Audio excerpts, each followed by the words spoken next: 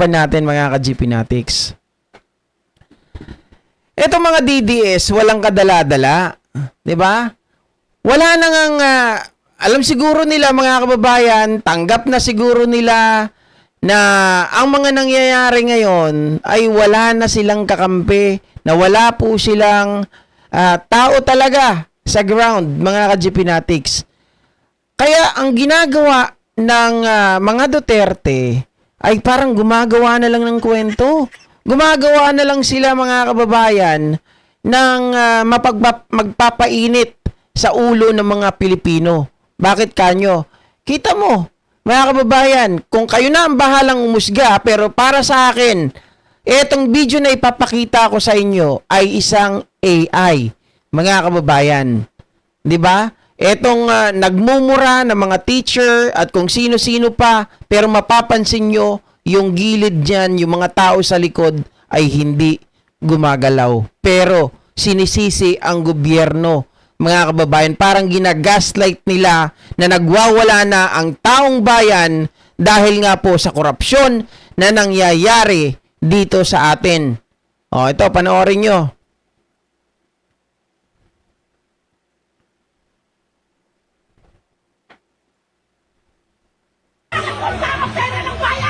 Oh. Kalma, kumalma po kayo. Kaya akong pigilan, nakita nyo kami! Pinagmamalaki nyo ang proyektong ito, pero walang laman ang silid-aralan! Walang laman! Ibabalik nyo yan! Mga anak namin ang nagugutom dahil sa inyo! Ma'am, kalma lang. Huwag nyo akong pigilan, sagutin mo to! Saan napunta ang pondo ng mga eskwelahan?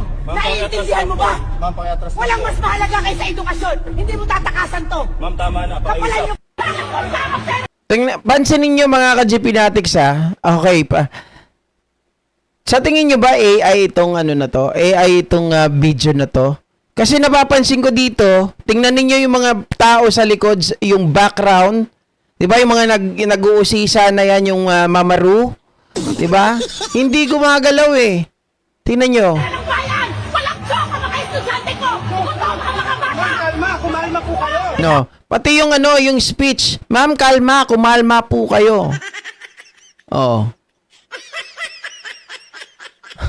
Desperado na talaga yung mga ano. Kita nyo, mga kababayan, ipinapakalat ito ng mga DDS. So, dapat tayo maging mapagmasid. Dapat tayo, mga kababayan, ay wag tayong nagpapakalat ng fake news at dapat sa mga ganito, ay binibigay natin yung tamang information na ito ay AI lamang. Kita mo ang caption, ma'am, laban. So, ginagaslight nila yung damdamin ng taong bayan para magalit sa gobyernong ito at para siguro mapaalis itong Pangulo natin na hindi nila matanggal-tanggal sa pwesto. Akong pigilan, nakita nyo kami! Pinagmamalaki nyo ang proyektong ito, pero walang laman ang silid-aralan! Walang laman! Walang laman ang silid-aralan. Diretsong-diretso yung Tagalog sa una, pero yung silid-aralan, naging silid, di ba dapat silid-aralan? Sa kanya, silid-aralan. Alam natin na talagang, ano yun, AI. Di ba? Yung voice niya, mga kababayan, ay hindi po nanggaling sa isang tunay na tao. Ibabalik nyo yan! Mga Sabi ni, float time, baka acting lang yan. Hindi yan acting, AI yan. Float time, AI. Oh. Mga trolls yan na singkit, gumagawa ng mga ganyan. Oo nga, di ba ngayon may kumakalat na ilang account daw mga kababayan, kagagawa lang. Sus, yung mga Chinese troll accounts. anak namin ang nagugutom dahil sa inyo! Ma'am, kalma lang. Huwag nyo akong pigilan, sagutin mo to! Saan napunta ang pondo ng mga eskwelahan? Kita mo, yung mga nasa likod, oh. Parang estatwa. Naiintindihan mo ba? Ma'am, pakiatras na Walang po. mas mahalaga kaysa edukasyon! Hindi mo tatakasan to! Ma'am, tama na. Grabe. Binibrainwash nila, Ma'am Evelyn ko, yung mga utak ng mga tao. Ang ginagawa nila to ay mind conditioning para palabasin na galit na ang taong bayan. Hindi nyo na kayang pigilan ng taong bayan. paalisin na natin si Marcos Jr. Ganon ang gusto nilang iparating dito. At kung babasahin nyo yung tawag dito, yung mga comment dito, mga kababayan, ay talaga sabi ni Jun Gonzales, mabuti may mga ano pa dito, matitinong mga tao eh. Masakit marinig na ang mga DD shit sa social media ay saksakan ng kabubuhan na dapat ninyo tanggapin na likas ang kabubuhan ninyo. Kahit AI pinapatulan ng mga DD shit na bobo, bakit kaya halos lahat ng DD shit bobo? Diba? The truth will set you free. Masakit ang katotohanan dahil mali-maleta ang ninakaw nila. So, ibig sabihin, hati yung opinion dito. Meron pa ring mga tanga talaga, bobo na mga DDS na naniniwala sa AI. Hindi marunong tumingin, hindi marunong mag-examine, mga kababayan. Kapag narinig na ganito, ay, ma'am, laban!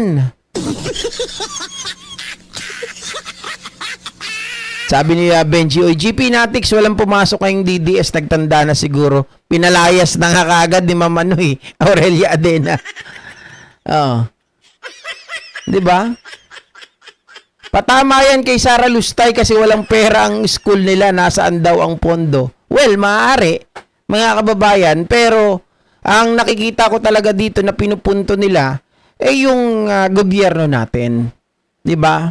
Hindi naman dito binabanggit, mga kababayan. So, as general, hindi dito binabanggit na si Sara Duterte. So, in general lang titingnan natin dito. Na may pagkukulang ang gobyerno sa mga teacher at mga estudyante na sinasabi dito. Sabi ni Consuelo Corpus, magtrabaho kayo para hindi kayo mag-utos. Ano to? Kaysa ngawa kayo ng ngawa dyan, maghanap buhay ka para hindi kayo magutom. Huwag iasa sa gobyerno ang buhay nyo, tamad lang ang magugutom. Tama. Diba? Paalisin sino ang ipapalit. Ang pinakabobo at ang pinakatanga. Tumpak. Diba? Di lalo lang naghirap ang Pilipinas. Pwedeng AI or ginawa acting lang kasi yung hila. Ako AI talaga to. Hindi to 'di ba? Hindi to acting. AI to. Halatang halata naman guys. Pati yung uniform ng mga tao, 'di ba? Ng mga gwardiya.